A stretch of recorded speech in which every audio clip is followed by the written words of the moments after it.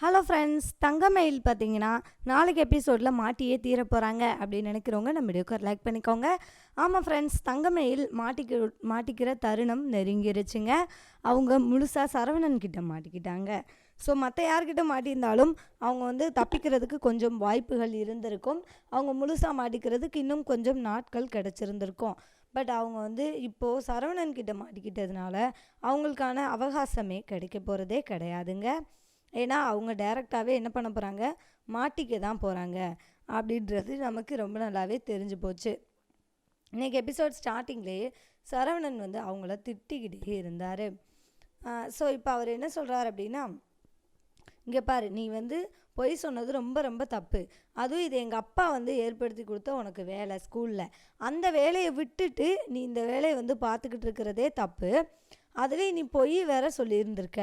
இது ரொம்ப ரொம்ப தப்பு அப்படின்னு சொல்லிட்டு அவர் என்ன பண்ணுறாரு, ரொம்பவே சத்தம் போடுறாரு. அப்போ இவங்களும் எப்படியோ காம்ப்ரமைஸ் பண்ணி பார்க்குறாங்க. பட் அவர் என்ன பண்ணலை, சமாதானமே ஆகலை. அவர் ரொம்பவே கோவப்பட்டுக்கிட்டே தான் இருக்கிறாரு. ஸோ அவருடைய கோபமும் நியாயமானதுன்னு வைங்களேன். ஏன்னா இப்போ அவர் தான் டெய்லி கொண்டு விடுறது, திரும்ப பிக்கப் பண்ணுறது, தூரத்தில் வேலை பார்க்குறான்னு சொல்லி தன்னுடைய ஒய்ஃபை கேர் பண்ணுறதா இருக்கட்டும், அது எல்லாத்துலேயுமே சரவணனை எந்த விதமான குறையுமே சொல்லிடவே முடியாது. அவர் ரொம்ப ரொம்ப கரெக்டாக நடந்துக்கிட்டாரு. ஸோ அப்படி இருக்கும்போது தங்கமயில் ஏமாத்தினதை அவரால் தாங்கிக்கவே முடியல. அண்ட் அவர் ரொம்பவே கோவப்படுறாரு. ஸோ அவருடைய கோபம் நியாயமானது தான் அப்படின்றது நமக்கே ரொம்ப நல்லா புரியுதுங்க. ஸோ இருந்தாலும் இவங்க பண்ணியிருக்காங்க அப்படின்னா அதற்கு முக்கியமான காரணம் அவங்க அம்மா தான். அவங்க அம்மாவால் மட்டும்தான் அனைத்து தவறுகளுமே தங்கமயில் பண்ணிக்கிட்டு இருக்காங்க. அப்படி இல்லைன்னா தங்கமயில் ரொம்ப ரொம்ப நல்ல பொண்ணு அப்படின்றதுல மாற்று கருத்தே கிடையாது. அவங்கள வச்சு எந்த விதமான பிரச்சனையும் வராது. குடும்பத்தை ரொம்ப அழகாக, தன்னுடைய ஹஸ்பண்டை ரொம்ப நல்லா பார்த்துக்கக்கூடிய ஒரு பொண்ணு தான் தங்கமயில். ஸோ இது எல்லாத்தையுமே சரவணன் சீக்கிரமாக புரிஞ்சுக்கணும் அப்படின்னு தான் நம்மளும் நினைக்கிறோம். பட் கண்டிப்பாக பல நாள் திருடன் ஒரு நாள் அகப்படுவான் அப்படின்ற மாதிரி கண்டிப்பாக இவங்க மாட்டிக்காமல் இருந்துடவே முடியாது. ஒரு சூழ்நிலையில் மாட்டிக்கிட்டு தான் ஆகணும். அப்படி மாட்டிக்கும் போது இவங்க எப்படியாவது தப்பிச்சிட்டாங்க அண்ட் இவங்களை எல்லாருமே மன்னிச்சிட்டாங்க அப்படின்னா ரொம்பவே நல்லாயிருக்கும். இவங்கள மன்னிக்கிறதுக்கான வாய்ப்புகள் கொஞ்சம் கம்மி தான். ஏன்னா அவங்க சொல்லியிருக்க பொய்கள் நிறைய சொல்லியிருக்காங்க.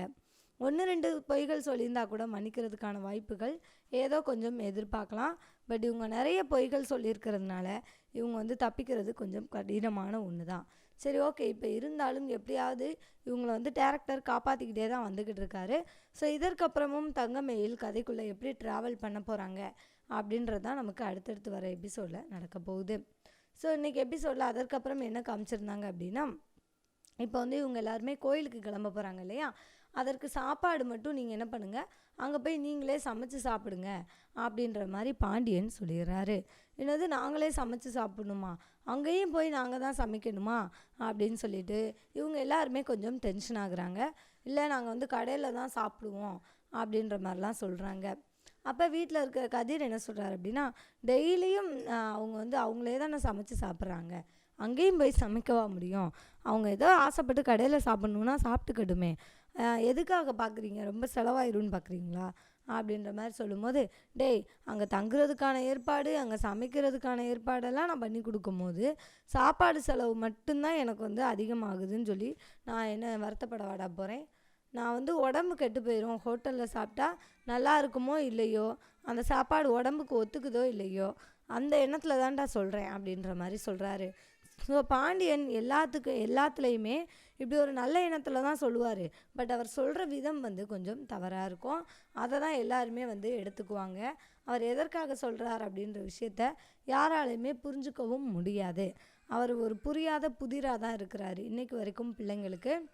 ஸோ அந்த எண்ணத்தில் தான் நான் சொன்னேன் அப்படின்னு சொல்லி அவர் சொல்கிறாரு. ஸோ இப்போ இந்த டாக் வீட்டில் போய்கிட்டு இருக்குது.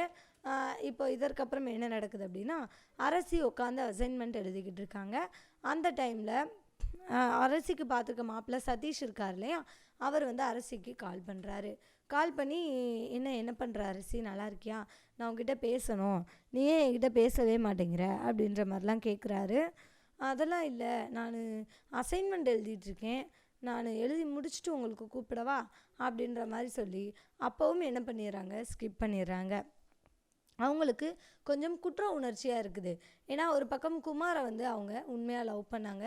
ஸோ இப்போ திடுதிப்புன்னு குமாரை வந்து மறந்துட்டு இன்னொரு பையனை நீ கல்யாணம் பண்ணிக்கோ அப்படின்னு சொல்கிறதே அவங்களால தாங்கிக்க முடியல. அது மட்டும் இல்லாமல் அந்த விஷயம் அந்த பையனுக்கு தெரியாது சதீஷ்க்கு. அதெல்லாத்தையும் மறைச்சிட்டு இவங்க வந்து பொய்யா அவர்கிட்ட பேசுனா அது வந்து நல்லா இருக்காது அப்படின்னு சொல்லிட்டு அரசி ரொம்பவே ஃபீல் பண்ணுறாங்க.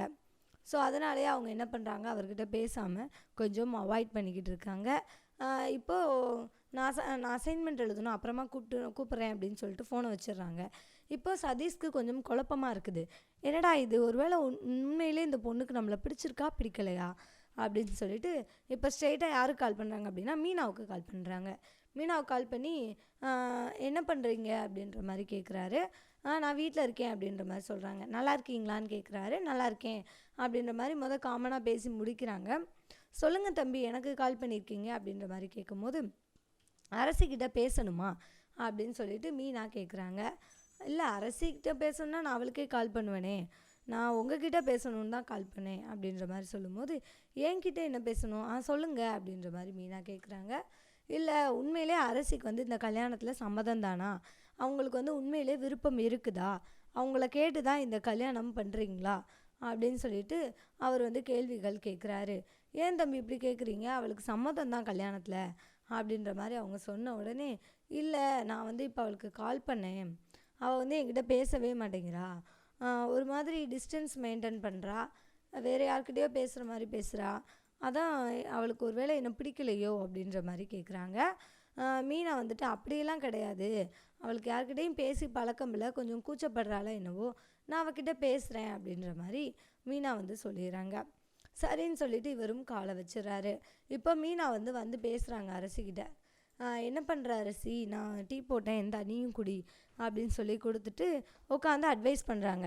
ஏன் அரசி அவர்கிட்ட பேச மாட்டேங்கிற அப்படின்ற மாதிரி கேட்கும்போது, இல்லை நீ எனக்கு ரொம்ப குற்ற உணர்ச்சியாக இருக்குது, போன வாரம் வரைக்கும் எனக்கு வந்து பிடிச்ச ஒருத்தர், நான் வந்து அவரை தான் கல்யாணம் பண்ணிக்க போகிறேன்னு சொல்லி என் மனசுக்கு பிடிச்ச ஒருத்தர்கிட்ட நான் பேசிட்டு இந்த வாரமே என்னை வந்து அவரை மறக்க சொல்கிறது அப்படிங்கிறதே எனக்கு ரொம்ப கஷ்டமாக இருக்குது, அதுக்குள்ளே இன்னொருத்தர்கிட்ட என்னை பேச சொல்கிறதுங்கிறது என்னால் முடியல நீ, அது மட்டும் இல்லாமல் இது நான் அவருக்கு பண்ணுற துரோகம் மாதிரி எனக்கு ஃபீல் ஆகுது, ஏன்னா நான் லவ் பண்ண விஷயம் எதுவுமே அவருக்கு வந்து தெரியாமல் என்னை வந்து நீங்கள் கல்யாணம் பண்ணி வைக்கிறீங்க அவருக்கு, ஸோ அதனால் எனக்கு அவர்கிட்ட பேசும்போது நான் அவருக்கு துரோகம் பண்ணியிருக்கேன் அப்படின்னு சொல்லி என்னுடைய மனசு வந்து ரொம்ப கஷ்டப்படுது அப்படின்ற மாதிரி சொல்லும்போது, இங்கே பாரு அரசிமா, நீ வந்து குமார்கிட்ட போய் நீயா தேடி போய் பேசலை, அவனாக தான் என்ன பண்ணியிருக்கான், உன்னுடைய மனசை நல்ல விதமாக மாற்றணும் அப்படின்னு சொல்லிட்டு இந்த 2 குடும்பத்தோடைய பிரச்சனையை முன்னாடி கொண்டு வந்து வச்சு சரியாகிரும்னு சொல்லி உன்னுடைய மனசை குழப்பி விட்டு ஒன்று அவன்கிட்ட பேச வச்சுருக்கான்,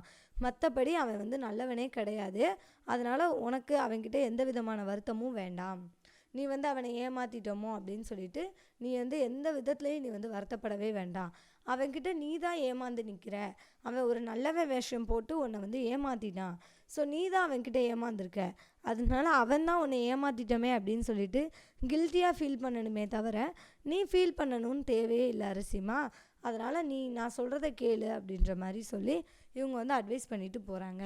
ஸோ அரசி இப்போ கொஞ்சம் யோசிக்கிறாங்க, ஒருவேளை அண்ணி சொல்கிறது கரெக்டாக தான் இருக்குமோ, நம்ம தான் அதிகமாக யோசிக்கிறோமோ அப்படின்னு சொல்லிட்டு இப்போ அவங்களும் கொஞ்சம் யோசிக்க ஆரம்பிக்கிறாங்க. ஸோ அரசி இப்படியே கொஞ்சம் நார்மலாக ரெக்கவர் ஆனாங்க அப்படின்னா சீக்கிரமாக இந்த பிரச்சனைகளை விட்டு வெளியில் வந்துடுவாங்க அப்படின்றதுல மாற்று கருத்தே இல்லை. பட்டு இந்த குமார் வந்து சும்மா இருக்கணும், அது வரைக்கும் அவர் வந்து ரொம்ப இடையில புகுந்து ஆட்டையை குழப்பி விட்டுக்கிட்டே அரசியோட மனசை குழச்சி விட்டுட்டே இருந்தார் அப்படின்னா பிரச்சனைகள் இன்னும் தீவிரமாகிறதுக்கு தான் வாய்ப்புகள் அதிகமாகவே இருக்குது. ஸோ எது எப்படி அவங்க இப்போதைக்கு அரசியை வச்சு எந்த விதமான பிரச்சனையும் இல்லை. பட் குமார் என்ன பண்ண போகிறாரு, கல்யாணம் நெருங்கும் போது அவருடைய அடுத்த நடவடிக்கை என்ன அப்படின்றத நம்ம வெயிட் பண்ணி தான் பார்த்தாகணும். ஸோ எது எப்படி நடக்க போகுது அப்படின்றத நம்ம வெயிட் பண்ணி தான் பார்க்க போகிறோம். அரசி யாருக்கு ஜோடி, இந்த சதீஷ்கே அவங்க ஜோடியாக வந்துடுவாங்களா, அப்படி இல்லை இவருக்கு தான், அதாவது நம்ம குமாருக்கு தான் ஜோடியாக வரப்போகிறாங்களா அப்படின்றத நோக்கி தான் எபிசோட் நகர்ந்துக்கிட்டு இருக்குது. தேங்க்யூ ஃபார் வாட்சிங். இந்த வீடியோ உங்களுக்கு பிடிச்சிருந்துச்சுன்னா மறக்காமல் லைக் பண்ணிக்கோங்க. நம்ம சேனலை நீங்கள் இன்னும் சப்ஸ்கிரைப் பண்ணலையா, மறக்காமல் சப்ஸ்கிரைப் பண்ணிக்கோங்க.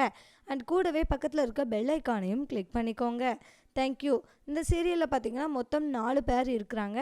அதில் உங்களுக்கு யாரை ரொம்ப பிடிக்கும் அப்படின்றதையும் மறக்காமல் கமெண்ட்டில் சொல்லுங்கள்.